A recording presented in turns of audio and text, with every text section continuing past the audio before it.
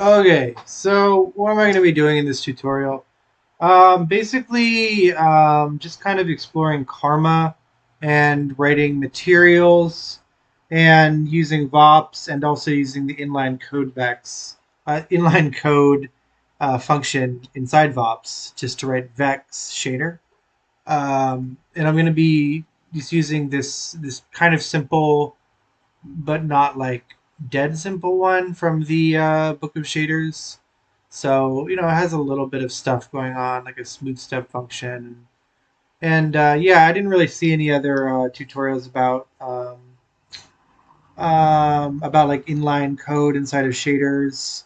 And also, I can kind of share some knowledge because I was poking around with Karma and different ways to set it up, and the material library function inside of LOPS. And so, yeah, without further ado, I'm just going to start. Okay, so I'm just going to show over this shader here. This is in Book of Shaders, page 5. Um, and I'm just going to explain this real quick. So it starts off here getting the XY over the resolution, which is basically the same thing as UV. So it's giving like a range of 0 to 1 for the U, and then 0 to 1 for the Y, or for the V. And the U is going from left to right, the V is going from bottom to top. And then it's applying a color based on the Y. As you see here, they're defining Y as X. So this is basically giving a gradient, this black to white gradient from the left to the right.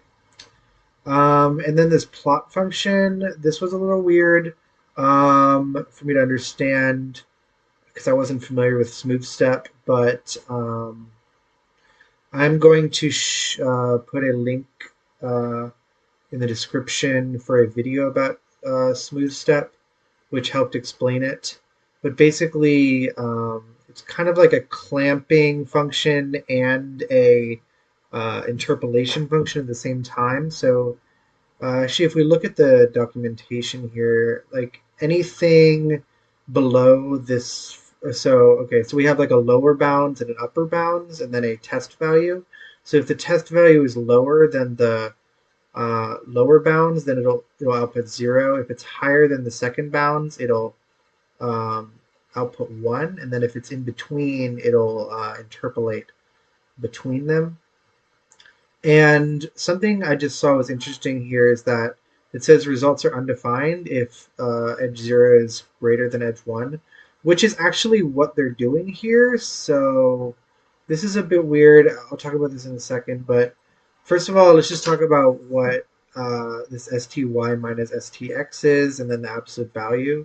So cool thing about this little web interface is we can just visualize it. So here I can say the color is a vector 3 of st.y minus st.x. Okay, and what's my syntax error? I have an extra semicolon. So, okay, so if we look at the y in the top left corner here, y is 1, x is 0. Therefore, we end up with a number of 1, which is white. And then in the top right corner, y is 1, x is 1. So when we subtract y minus x, we're ending with 0 here. And then in the bottom right corner, y is 0, x is 1. So we're ending up with minus 1. So this is actually giving us a range of 1 to minus 1 here. And then if we do the absolute value of that, we end up with a range of 1 to 1 with a black line down in the middle in the places where x and y are the same. And so that's what you see here in the right is the result of this absolute value expression. Now the smooth step, I'm actually going to just invert these real quick. And so what this will do is basically take that absolute value that you see here, and then sort of it's kind of applying a clamp to it, and then there's a sort of gradation. And then you're not seeing the result right now, but just imagine what's happening. So when we get a value of 0 for the absolute value expression, then we're going to get 0. And when we get a value greater than 0.2, we're going to get a 1. So the result is going to be a black line in the middle. So it's sort of going to clamp this. ST, I think the variable's percentage. So we get a black line in the middle. And by changing this parameter, we can actually change the thickness of the line.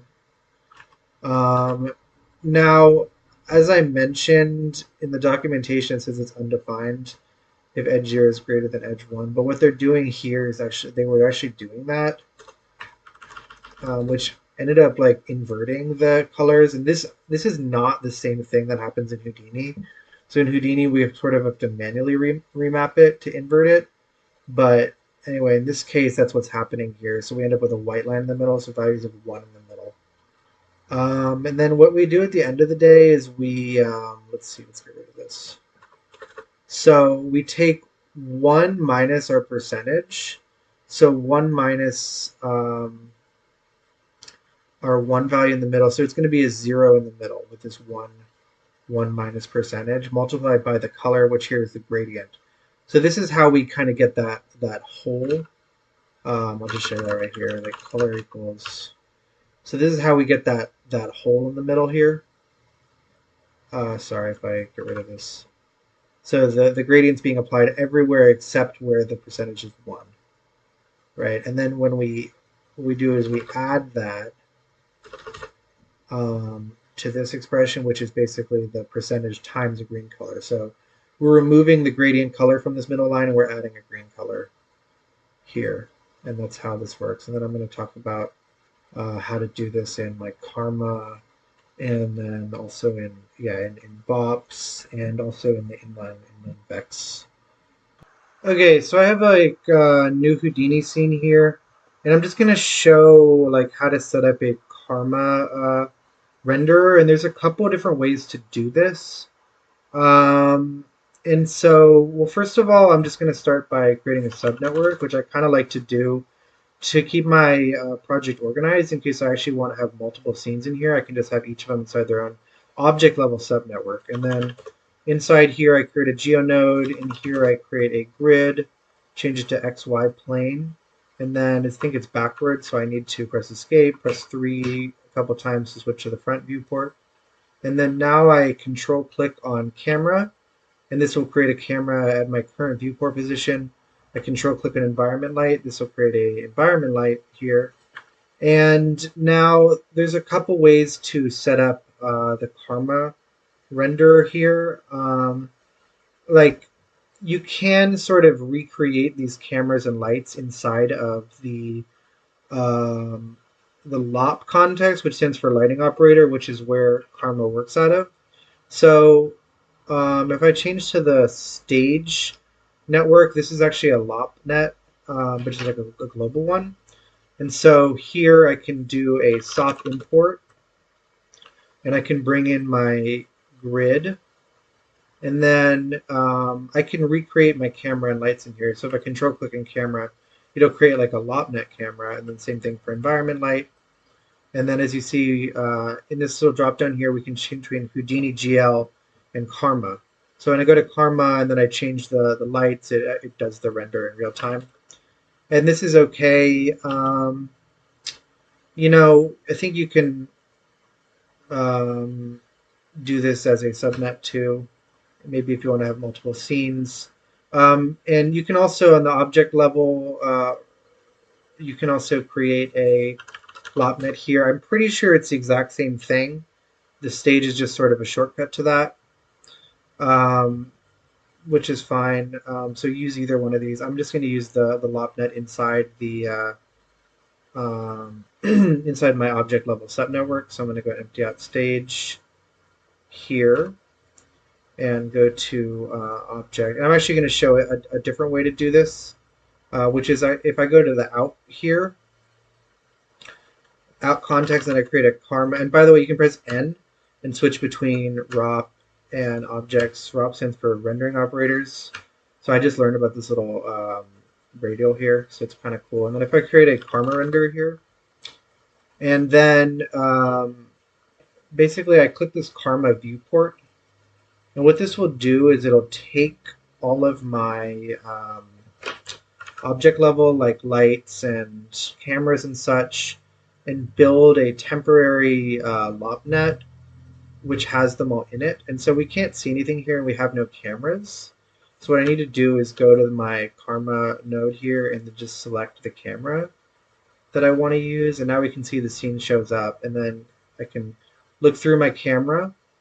And then if I go back to my object level setup, I can adjust my environment light, and that's cool. Like one kind of issue I found with this is that if I create another light, for example, let's say I'll call this one like blue, so you can kind of see the effect a little bit better, or maybe reddish or pink or something, green. Anyway, and then if normally you can determine, like with Mantra, you can determine what lights affect an object by going to the render tab on the geo. And then, for example, I can say object subnet 1 slash star. And so normally this would say like only the lights inside this subnetwork will affect this geo, but this doesn't, Karma doesn't use this setting, as you can see. Karma ignores this. So there is actually another way to deal with it, which is if I go inside the Karma node here, inside the rendering inside the objects tab, there's a candidate lights, so I can do the same thing here, slash star, and as you see now, I got rid of that light that wasn't inside this candidate lights scope. So, but I'm not, yeah, I'm not gonna, this is a kind of nice way if you don't really need to like write your own materials inside of Karma, but the thing is, inside the, inside, so I'm actually gonna delete this, I'm gonna show you in a second. So inside the LOPnet, there's something called a material library, and this is not available anywhere else. I don't think. And this has some like special functionality in it that is kind of nice for shader development. And you can't have one of these if you're just writing your own. Sorry, if you're using the auto-generated LOPnet, like I just showed. So basically, what I'm going to do is actually just use my own custom LOPnet in here. And like I already showed, you can manually create your cameras and lights in here. There's also a way to import them from the object level. So if I do, again, like a soft import here, and then I bring in the grid, and then I can also do a camera import. And then I select in this objects tab, I just select the, it's in subnet, camera, and then I can also import lights. Then I just select the light that I want to bring in. Then I select all of these and I alt click to bring a merge node down. And then I can close this temporary render because I actually have it here now. And as you see, if I change, actually, so what I do is I go in here and I can actually pin this in the LOPnet. And then if I go back to object level, yeah, I can change the light. It still works. Another cool thing is in the LOPnet, you can also use this light mixer. Light mixer. If I plug that into the lights chain here, then interesting. Why doesn't my lights? This should have. This is interesting. Why doesn't this have anything in it? That is a problem. Give me 1 second here. Let me just pause this. Yeah, I don't really know what happened there, but I just deleted the light mixer node and created it again. Now the light shows up here. So the environment light, then I just drag it into this box. Okay. And now in this light mixer, I can just use this mixer to change the intensity and exposure and yada yada and color. So this is a cool little feature of LOPs, is this light mixer. And you can solo and disable, enable. But anyway, so this is the way that I'm going to go about using LOPs and Karma in this render over here. So yeah. Okay, so now I'm going to actually start implementing this material or the shader. And like I said, in the LOPs context, there's something called a material library, which I just drag in here. And this is actually like akin to a material network, which is another kind of node, which is available pretty much everywhere else in Houdini. Material network, but material library is only available in LOPs. So if I go in here in the material library, well, first of all, let me just show if you want to use an existing like material. Let's just say I'll just bring the material. Where's the material? New tab type, material palette. So let's just say I want to bring like this plastic one in, right? So this brings them into the global material network. And if I if I go back to my, actually I'm going to do a shortcut, Control-2, get a quick mark here, just make some shortcuts. So in this material library right here, if I click, I can actually assign this sort of global material here. Material path. Why doesn't this work? That's a mulch material library set. There we are. Is that what it was? Yeah, I don't know. So now this so you can see I brought in plastic, and if I click assign a geometry and do all geometry primitives, now it's actually getting that plastic material. So this is just how you can like bring in existing materials from other places. I'm not going to do this here. I click clear. Now if I go into this material library, I can create a principled shader here.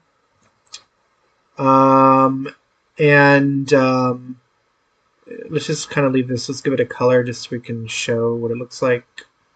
And then it sees it's not applying. So again, if I click autofill materials here, it'll bring it in. It still doesn't show, so I just need to, oops, what did I do? Did not mean to do that. If I go, okay, sorry. So if I go geometry path and do all geometry primitives, now it'll assign it here. So this is one way to do it. And if you have like multiple, shaders in here, then you can click, just select the other shader, basically, or just switch between them. This is one way to do it. I'm not going to do this way. I'm going to show a different way. So material library. So in here, if I create a principled shader, and notice I haven't filled any of this stuff out yet, right? What I just do is just drag and drop it over the object. And this is pretty cool. It works. Everything's fine. How this works, well, it sort of automatically adds it here, and it uses this assigned material node, which is sort of dynamically managed. So, and another really cool thing about this is if I use basically any VOP node, you can drag it on as if it's a material. So if I add like a parameter here, then let's change this to like a color type parameter. And I say I want to drag this into the base color. Like this will work as its own. But you can also normally you can drag in this parameter over here. Now this doesn't work in this case, but actually if I just add a null node here, now it actually does work. So I'm just, because each of these VOP nodes is actually compiling into a shader under the hood. And so that's why you can just drag these on and it'll just build that shader for you automatically. Now for something like this is very useful when developing, because you can see the results of individual shaders as they go.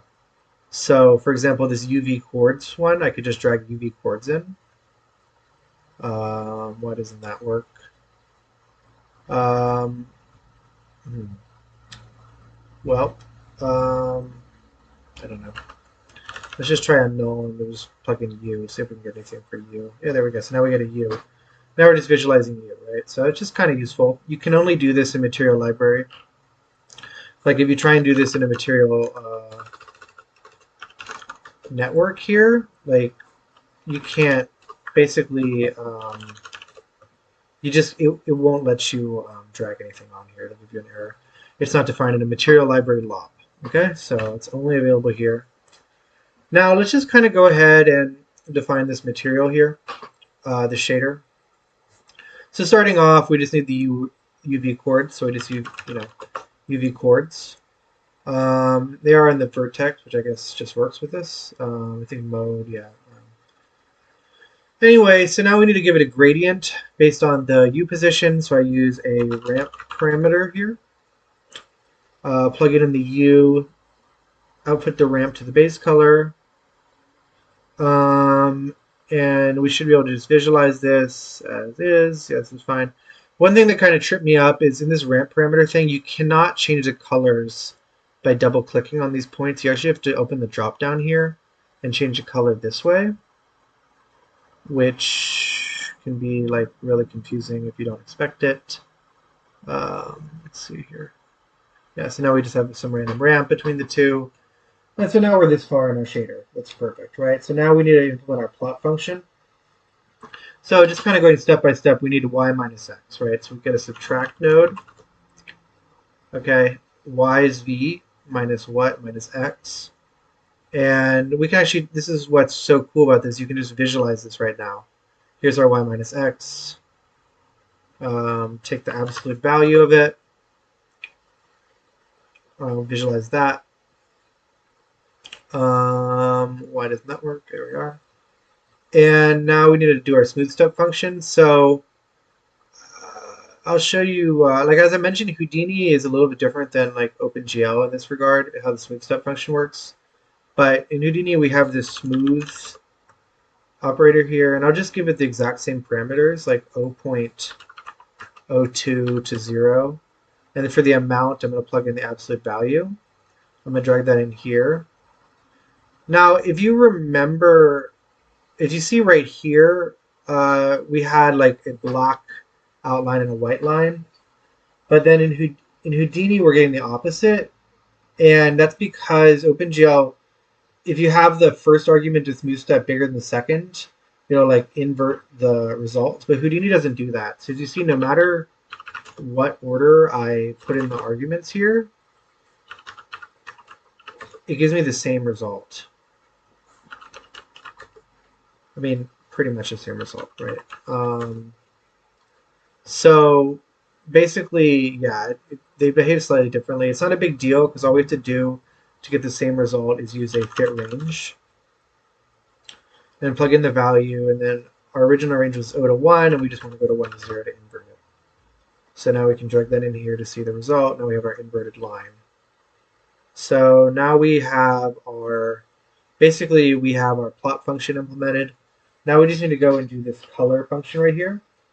So going step by step, we want 1 minus the percentage. Right here, this fit node is the percentage argument here. So 1 minus, right? So what do we do for 1 minus? Well, we start with a constant, right? And the constant's going to be 1, and then we get a subtract. And we do 1 as the first argument. And the second argument will be the number here. So now we can, well, I guess that doesn't work. But anyway, so 1 minus the percentage times the color. So we have a multiplication. And times the gradient color. So if all goes well here, we should end up with a gradient with a line cut through it. Why doesn't this work? Let me see right here. Why doesn't this work? I think it's because, you see this dotted line here, I think the data type is wrong. I think we need to turn this into a vector from a float to have like, I don't think float by vector multiplication works by default. So let's see, why doesn't this work at all? Let's just put a null down here so we can see our ramp working, right? And our float to vector should work. Well, it didn't work. Huh. So our 1 minus subtraction. This doesn't look like it worked, our 1 minus subtraction. If I give a null here, I can just see if this will work. Let me see. Oh. Okay, so this 1 minus thing did not work here. Oh, I think, because it says 1 here, but I think it's still 0. So that's the issue. But yeah, you do need to this float to vector node here. If I ignore that, as you see, it doesn't work properly. So you do need to convert. If you're going to multiply a vector by a float, you need to convert the float to a vector first. There we are. So that's that. And then what we need at the end here is an add node. So we can add in back in our colored line. So we add in this product here. What are we adding? We're adding our percentage times a color. So we need a color first, so I use a parameter here. Parameter, I'm going to give this a name, call this line color. Change it to color type.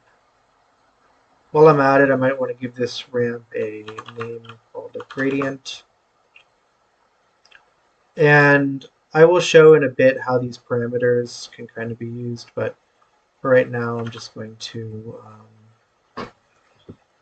use this as is, and then we add in our color, but we need to multiply our color times what? Times our, let's see how this worked out. Okay, so let's change our color to something else. Okay, so it seems like our line color this thing needs another inversion here. Sorry, it's not that one. Fit range. What the hell? Fit range. Okay. Sorry, I put the fit range in the wrong place, and so it was weird. Okie dokie. I think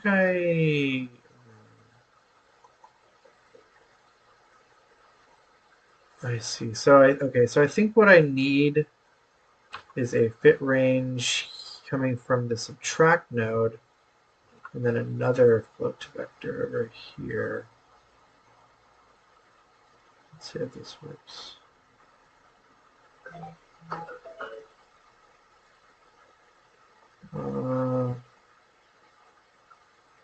My fit range is not implemented. There we go. Okay, this should. And that is our result. And there you have it. So yeah, I'm going to talk about like collapsing this. Well, I can honestly show this real quick. I won't edit out. So I'll just show this real quick. So in a material network, which is like the more normal one, if I do you can do whatever you want, right? Say you write like a whole, thing using VOPs, right? You write a whole crazy shader using VOPs. Okay, whatever. And then what you do is you can right-click on this, and you can right-click and go into where was it? Actions, collapse to material builder. And what this will do is it will actually take all your parameters that you've defined in here, expose them on the top level. We don't have any here, but I'll show you. It'll expose them. And it also kind of gives it some boilerplate code. And this is sort of like a packaged up material here. And then you can, yeah. So inside our context, we want to package this up, but you don't have this option here. All you have is collapse to subnet. So if I do collapse to subnet, it actually totally breaks it. Like this doesn't work anymore. I can't even go in here. This doesn't work anymore. Like nothing works properly, right? So what I need to do is basically ixnay on that. Let's take I need to basically, let me just copy paste everything here back into the outer level again. Yeah. So here's my original thing. So all I need to do is just basically manually create a material builder here. right? And then I take all this stuff and I copy or I cut, I suppose, and I make room here and I paste. And we don't need these like global variables in this case, but you might in yours. And then we need a little more boilerplate. So as you see, we have our output as a layer, and the output we expect is the CF and all that. So all we just need to do is use the surface export um, node here, which takes the layer struct and just turns that into these various outputs that we need. And then now, if we go back, we can actually assign our material builder. Why is it? There we are. So, and at this point, the one kind of downside of this is you actually can't do the drag and drop thing anymore. So you can only do the drag and drop thing when it's on like the top level of the material library. So if it's inside a material builder, but you know, if you want to keep things organized, it's kind of cool to do this if you're like not really developing it anymore. And as you see, our parameters are all exposed up here at the top. So this is kind of cool, right? And yeah, that's pretty much it. So now we just have a clean little material network here. And I'm just going to call this line VOPs. And I'm going to call it for now, and I'm going to show how to do this entire thing using the inline VEX in just a second. Okay, I'm just going to kind of start over here with my I'm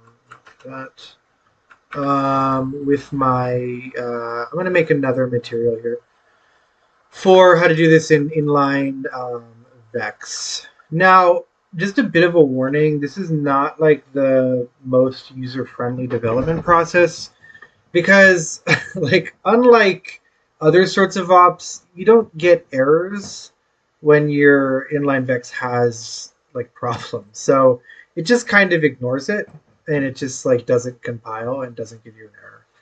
So with that caveat out the way, you know, I really did not see like any tutorials about how to use inline VEX in materials. So, I mean, I don't know. Hopefully, this part might be useful to some people. So, anyway, let's just kind of start over here. We'll make a principled shader, and I'm just going to start applying that to my thing.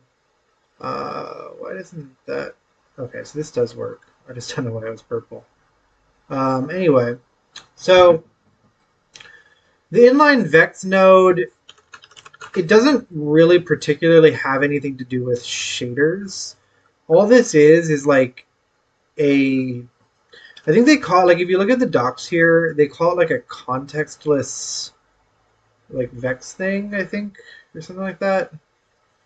But yeah, so this doesn't have like any, I don't think this has special functions in here. It just sort of takes input data, does whatever it needs, and then outputs output data. And so we can start off just by defining an output data. So let's just start off with like a color. Like we'll just say vector color is set. Like let's just set it to red, okay? 1, 0, 0. And then you can kind of read the docs in the inline node like I just showed, but basically anything prefixed with a $sign will be an output. You don't have to declare the type. So I'll just say like, we'll just say like out color. And yeah, so I can't name this color because I already used the variable name color. So I'll just say out color equals color. Okay, and then if I scroll down here, output one type, change this to vector and give it the output name, out color. Now it's given me an output variable. I can plug that into the base color here. And it should be red. Why doesn't it work, right? That's a question. This is a tricky bit here. Vector out color, out color. Interesting. I'm not sure why this doesn't work. Oh.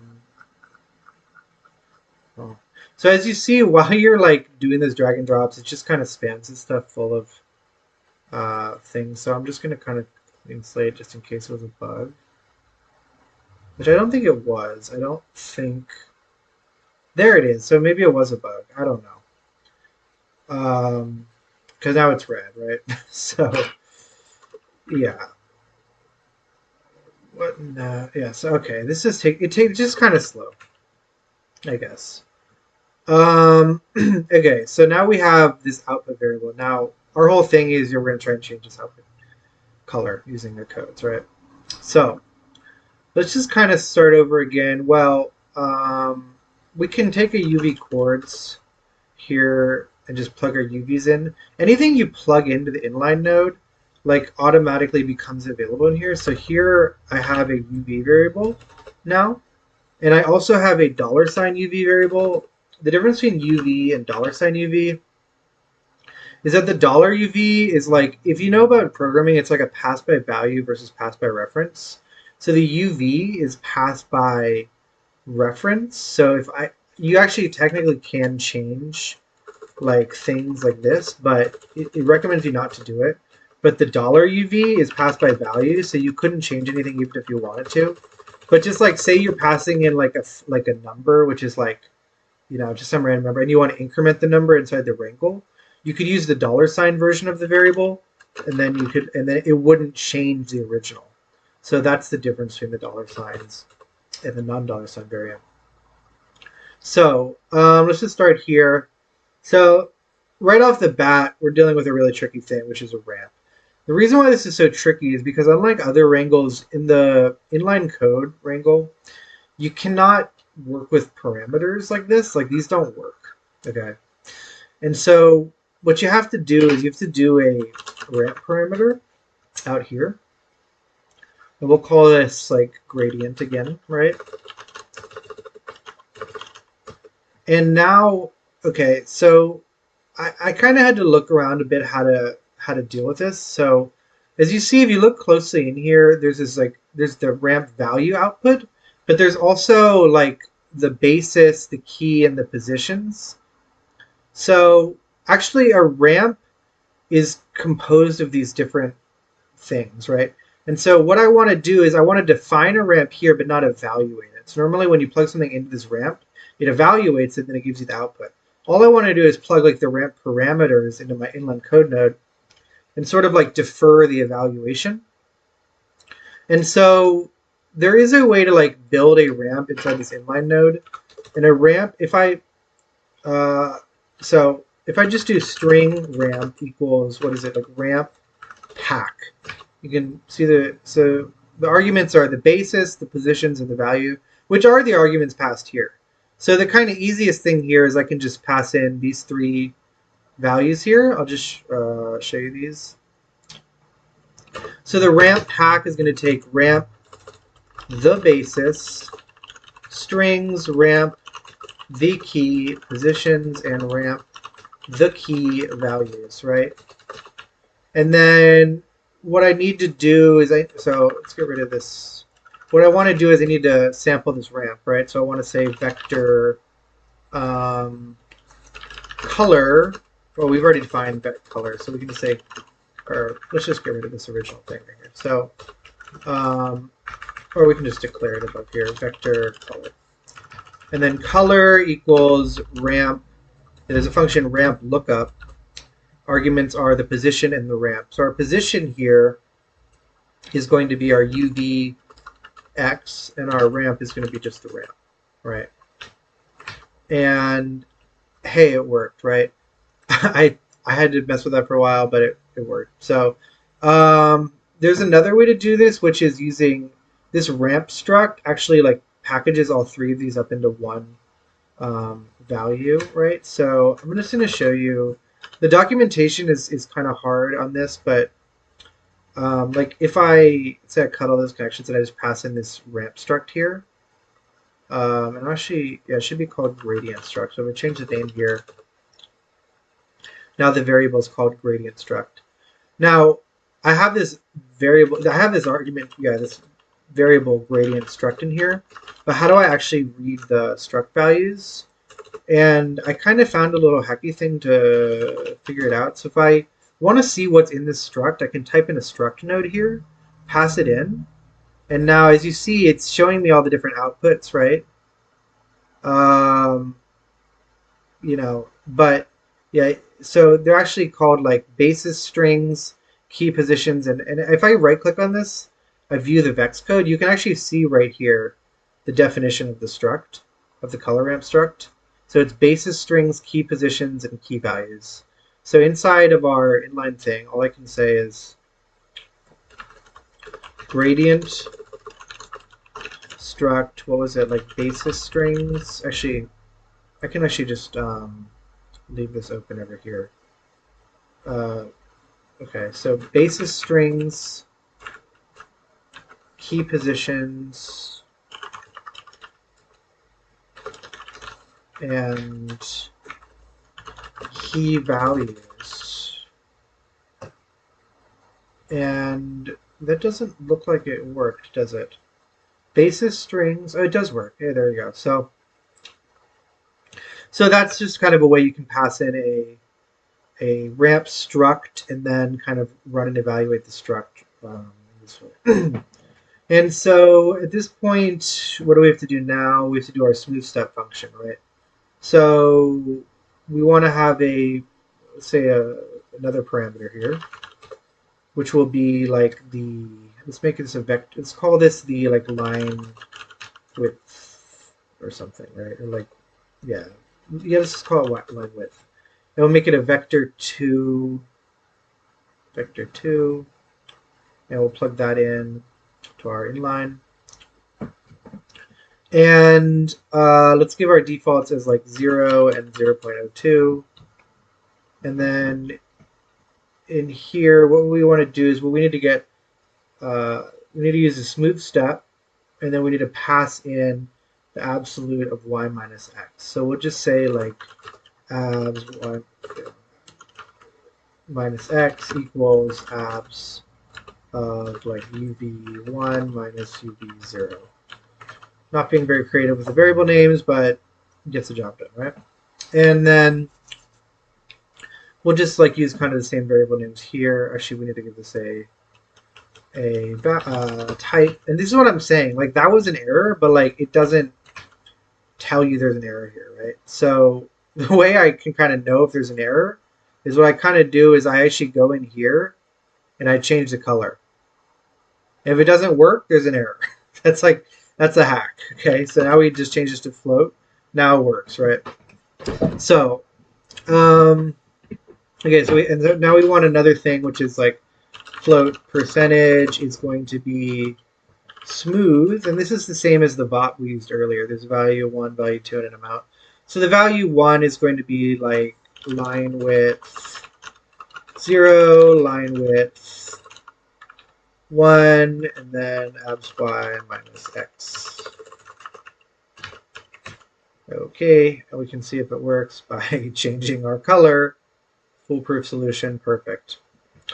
And all right, and now, so we have our smooth step answer. Now we need to just calculate this color here. So obviously a little more difficult when you can't really see the result, but so we want 1 minus O.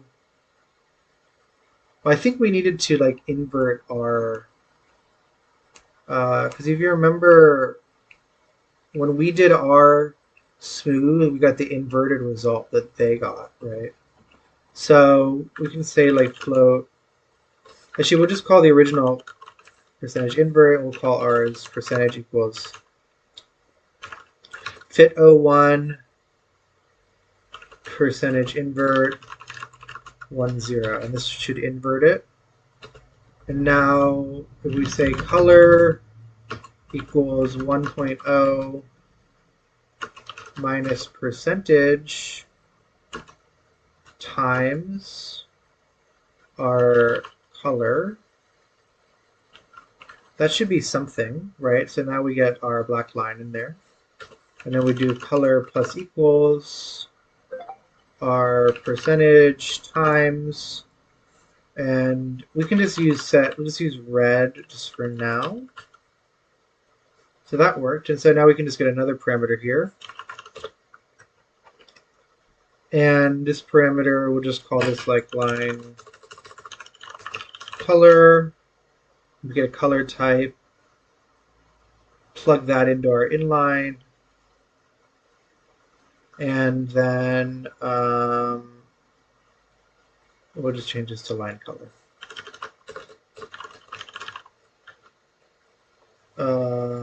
Why did that not work? It's black. And yeah, there you have it. Honestly, that was definitely a lot quicker than the first time I did this. And now, yeah, we can kind of do the same thing as we did before. We can create a material builder. We can just cut all this, go in here, paste all that in. And it's the exact same thing we did before, just surface.